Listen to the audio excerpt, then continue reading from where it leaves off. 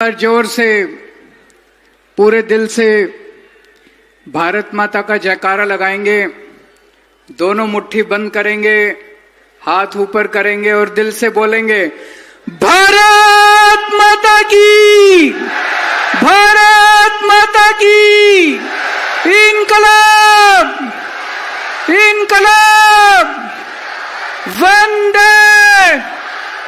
जय जवान, जय जवान।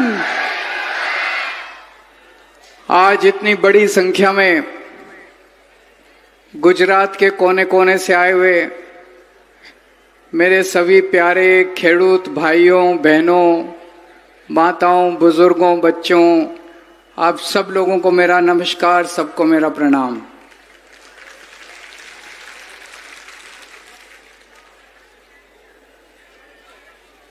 आज 31 अक्टूबर है। सरदार पटेल की जन्म जयंती है। आज से 150 साल पहले गुजरात की पवित्र धरती के ऊपर सरदार पटेल का जन्म हुआ था। आज हम उनकी 150वीं जन्म जयंती मना रहे हैं। सरदार पटेल को भारत का शेर कहा जाता है, गुजरात का शेर कहा जाता है। सबसे ज्यादा लड़ाई खेडूतों की भारत के इतिहास में सरदार पटेल ने लड़ी थी। 1918 में उन्होंने खेड़ा आंदोलन किया था। 1928 में उन्होंने बारदोली सत्याग्रह किया था। खेडूतों के लिए लड़ाई लड़ी थी, अंग्रेजों के खिलाफ लड़ी थी, अहिंसात्मक लड़ाई लड़ी थी। उनकी जितनी मांग थी, अंग्रेजों को उनकी सारी मांग माननी पड़ी। आज से 100 साल पहले अंग्रेजों के खिलाफ जब सरदार पटेल ने आंदोलन किया, अंग्रेजों ने कभी लाठीचार्ज नहीं किया। अंग्रेजों ने कभी आंसू गैस के गोले नहीं छोड़े। अंग्रेजों ने कभी झूठे पर्चे नहीं करे, झूठे एफआईआर नहीं करे। अंग्रेजों ने अपने खेडूतों को जेल में नहीं भेजा 307 करके। सरदार पटेल ने सपने में भी नहीं सोचा था कि 100 साल के बाद, आजादी के बाद, अपने देश के अंदर इतनी गंदी, इतनी अत्याचारी बीजेपी की सरकार आएगी, जो अपने खेडूतों के ऊपर, जो अपने हक के लिए लड़ रहे हैं, उनके ऊपर लाठी चार्ज करेगी, उनके ऊपर आंसू गैस के गोले छोड़ेगी, उनके ऊपर झूठे कर पर्चे करेगी, उनको जेल में भेजेगी, उनको 307 के पर्चे करेगी उनके। आज अगर सरदार पटेल की आत्मा आसमान से देख रही होगी, तो सरदार पटेल की आत्मा को बहुत दुख हो रहा होगा। ये कैसा गुजरात हो गया, ये कैसी सरकार आ गई, ये कैसी सरकार है। आज सरदार पटेल की धरती के ऊपर किसान रो रहा है। आज सामने हमारे यहाँ पे 85 किसानों को इन्होंने, 85 खेडूतों को जेल में डाल दिया। उनका क्या कसूर था?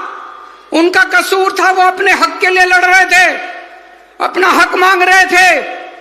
आज उनको उन्होंने जेल में डाल दिया। हमने उनके परिवारों को आज बुलाया, उनको हम स्टेज पे बिठाना चाहते थे, उनका सम्मान करना चाहते थे आप लोगों के सामने। उनको स्टेज पे नहीं बैठने, स्टेज से उतार दिया। शर्मनाक है, शर्म आती है ऐसी सरकार के ऊपर। मैंने उनके परिवारों से, कई परिवारों से बात की। सबसे पहले मैं ये कहना चाहता हूं, हम उन परिवारों के साथ हैं। एक एक खेडूत को हम जेल से बाहर निकलवाएंगे, बड़े से बड़ा वकील खड़ा करेंगे, जो करने की जरूरत है वो करेंगे, सारे खेडूतों को बाहर निकालेंगे। अभी थोड़े दिन पहले जुलाई के महीने में उत्तरी गुजरात में पशुपालक किसानों को वो अपने हक के लिए लड़ रहे थे, उनके ऊपर आंसू गैस के गोले छोड़ दिए, उनके ऊपर लाठी चार्ज कर दिया, उनके ऊपर झूठे पर्चे कर दिए, उनको जेल में भेज दिया। उसके पहले थोड़े दिन पहले चेतर वसावा आदिवासियों के लिए आंदोलन कर रहे थे, आदिवासियों की आवाज उठा रहे थे, उनके ऊपर झूठे पर्चे करके उनको जेल में डाल दिया। इनको केवल जेल में भेजना आता है और इनको कुछ नहीं आता।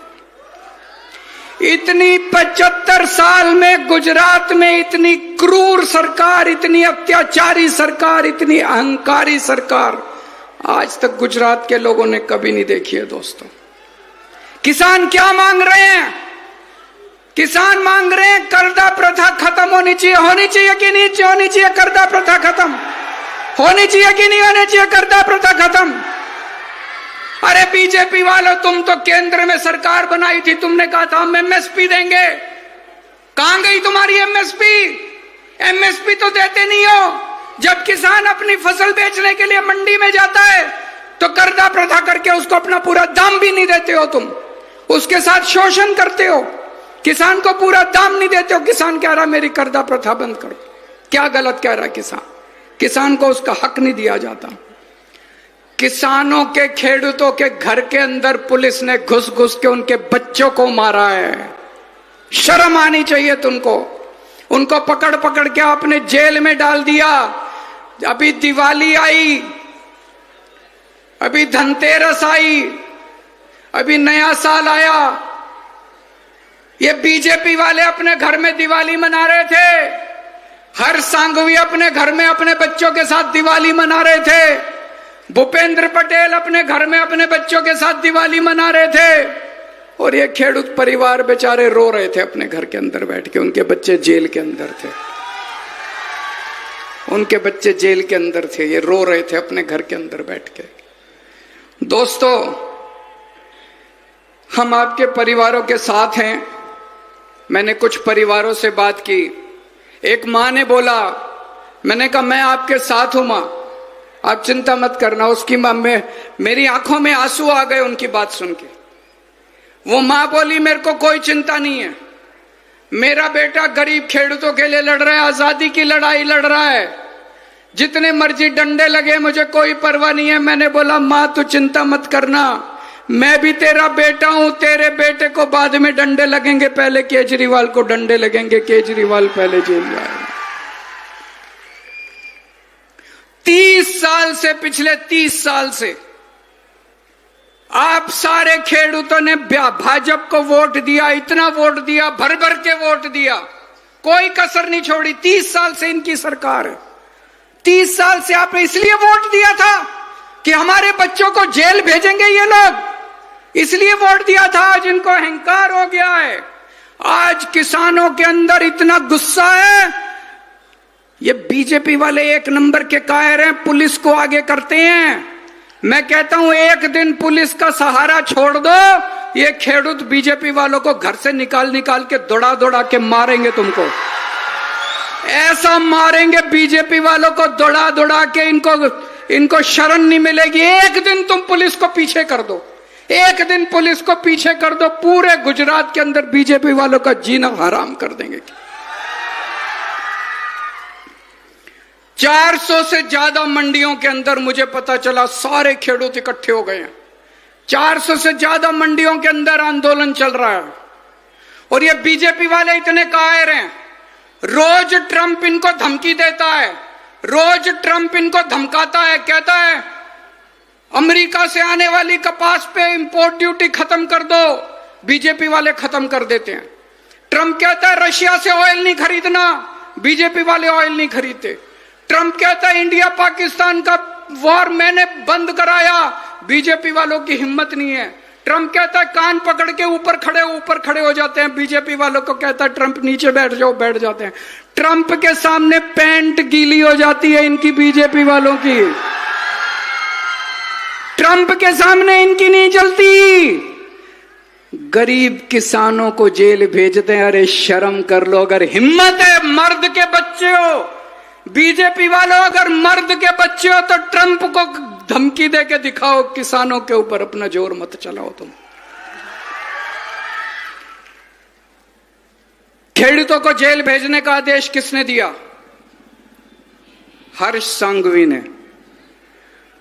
खेडूतों के ऊपर लाठीचार्ज करने का आदेश किसने दिया? हर्ष सांघवी ने। खेडूतों को केस करने का, उनके ऊपर 307 लगाने का आदेश किसने दिया? हर्ष सांघवी ने। चेतर वसावा को जेल भेजने का आदेश किसने दिया? हर्ष सांघवी ने। परवीन राम को जेल भेजने का आदेश किसने दिया? हर्ष सांघवी ने। राजू कपाड़िया को जेल भेजने का आदेश किसने दिया? हर्ष सांघवी ने। और बीजेपी ने हर्ष सांघवी को इनाम देके डिप्टी सीएम बना लिया। कहा बहुत अच्छा, और मारो और मारो और मारो। उसको इनाम दिया, हर्ष सांघवी को डिप्टी सीएम बना दिया। मैंने हरदर का वीडियो देखा है, किस तरह से खेडूतों को मार मार के पुलिस डंडे मार मार के भगा रही है। मेरी आंखों में आंसू आ गए वो वीडियो देखने के बाद। मैं आज चेतावनी देना चाहता हूं इस मंच से बीजेपी वालों को, तुम्हारी उल्टी गिनती शुरू हो गई है। आज से 37 साल पहले कांग्रेस को भी अहंकार हो गया था। आज से 37 साल पहले कांग्रेस ने खेडूतों के ऊपर गोली चलाई थी, 14 खेडूत मारे गए थे। पिछले 37 साल से कांग्रेस की सरकार दोबारा नहीं आई है। वही हाल इस बार बीजेपी का होने वाला, भाजपा का होने वाला है। इस बार जो सरकार जाएगी, अगले 50 साल तक बीजेपी की सरकार गुजरात के अंदर नहीं आने वाली। विसावदर का चुनाव हुआ, डर के मारे उन्होंने विसावदर के चुनाव के बाद मंत्रिमंडल बदल दिया। अब मंत्रिमंडल बदलने से काम नहीं चलेगा, अब सरकार बदली जाएगी। गुजरात के अंदर सरकार, गुजरात के सीएम थे भूपेंद्र पटेल। अभी मंत्रिमंडल बदला, उनको सीएम से डमी सीएम बना दिया। अब उनकी सीएम की नहीं चलती, अब भूपेंद्र पटेल की नहीं चलती, अब हर्ष सांघवी सुपर सीएम है। पूरे पटेल समाज को उन्होंने अपमान किया है। पटेल समाज के भूपेंद्र पटेल को उन्होंने सीएम से डमी सीएम बना दिया। अब उनकी नहीं चलती, अब उनकी हर्ष सांघवी अब सुपर सीएम बन गए, उनकी चलती है। और कांग्रेस बीजेपी के साथ मिली हुई है, कांग्रेस और बीजेपी का गठबंधन है। मैंने एक बार कहा था दोनों पति पत्नी है, कौन पति है कौन पत्नी है ये मुझे नहीं पता। बीजेपी और कांग्रेस वालों के जॉइंट धंधे हैं, बिजनेस करते हैं एक साथ, करते हैं कि नहीं करते? दोनों के बिजनेस चलते हैं एक साथ। कांग्रेस नहीं चाहती कि बीजेपी जाए, कांग्रेस चाहती है बीजेपी रहे, इनके धंधे चलते रहें। ऐसा क्यों होता है कि चेतर वसावा जेल जाता है? ऐसा क्यों होता है कि परवीन राम जेल जाता है? ऐसा क्यों होता है कि केवल आम आदमी पार्टी वाले जेल, कांग्रेस वाला कभी जेल नहीं जाता? ऐसा कैसे होता है कांग्रेस वाला जेल नहीं जाता, केवल आम आदमी पार्टी वाले जेल जाते हैं? कुछ तो सेटिंग है कि नहीं है? कुछ तो सेटिंग है दोनों के अंदर। आज बीजेपी बोझ बन गई है गुजरात की धरती के ऊपर। इस बोझ को उतारना पड़ेगा, उतारना आपको पड़ेगा। एक टाइम ऐसा था जब अंग्रेजों को लगता था कि हमें भारत से कोई नहीं हटा सकता। अंग्रेज गए कि नहीं गए? आज बीजेपी को लगता है हमें गुजरात से कोई नहीं हटा सकता। हटाओगे कि नहीं हटाओगे? सारे जने हाथ खड़े करके बता दो। अंग्रेज भी भारत छोड़ के गए थे, बीजेपी को भी गुजरात छोड़ के जाना पड़ेगा, जल्दी टाइम आने वाला है।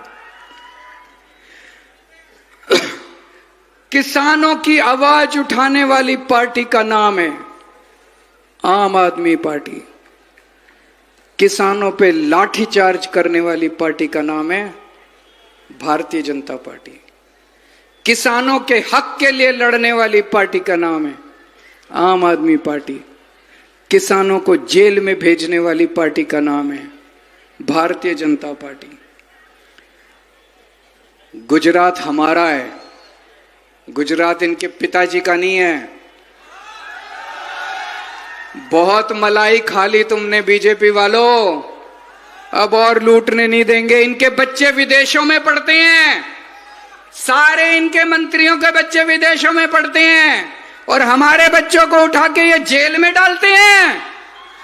हमारे बच्चे जेल जाएंगे, तुम्हारे बच्चे विदेश जाएंगे। इस बार आने वाले चुनाव में विसावदरवाली कर दो पूरे गुजरात के अंदर। और अंत में मैं कहना चाहता हूं, अभी बारिश की वजह से काफी फसल बर्बाद हुई है।